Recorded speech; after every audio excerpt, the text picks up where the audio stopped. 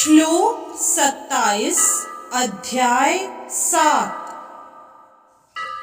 इच्छा द्वेष समुत्थेन द्वन्द्व मोहेन भारत सर्वभूतानि सम्मोहं सर्गे यान्ति परन्तप।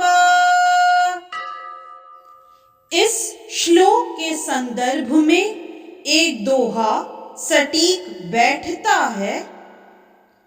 होते इच्छा द्वेष से विविध द्वंद्व उत्पन्न हर्ष शोक दुख सुख प्रगति अवनति आदि विभिन्न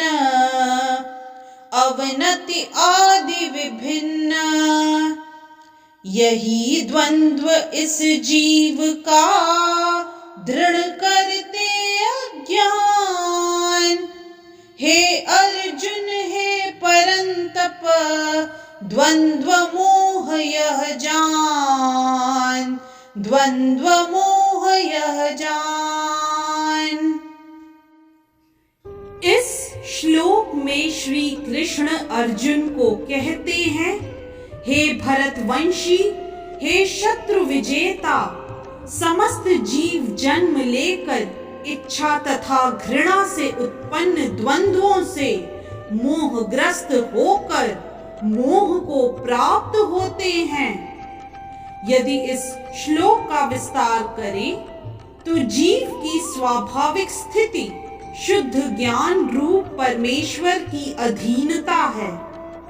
मोहवश जब मनुष्य इस शुद्ध ज्ञान से दूर हो जाता है तो वह माया के वशीभूत हो जाता है और भगवान को नहीं समझ पाता।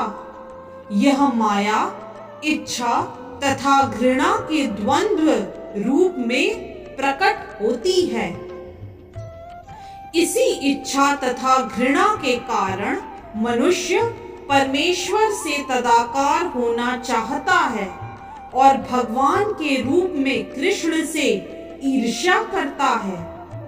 किंतु शुद्ध भक्त इच्छा तथा घृणा से मोहग्रस्त नहीं होते, अतः वे समझ सकते हैं कि भगवान श्री कृष्ण अपनी अंतरंगा शक्ति से प्रकट होते हैं।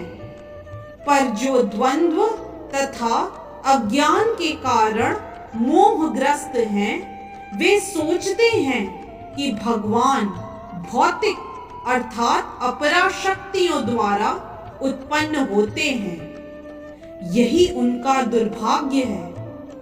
ऐसे मोहग्रस्त व्यक्ति मान अपमान दुख सुख स्त्री पुरुष अच्छा बुरा आनंद पीड़ा जैसे द्वंद्वों में रहते हुए सोचते रहते हैं, यह मेरी पत्नी है, यह मेरा घर है, मैं इस घर का स्वामी हूँ, मैं इस स्त्री का पति हूँ।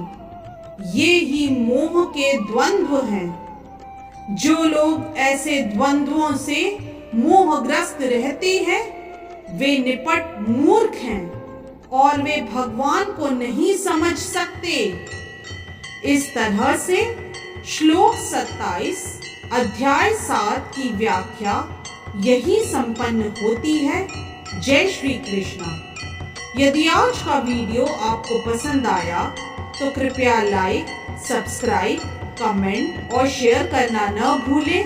चैनल का नाम है मिस्टिक फेथ।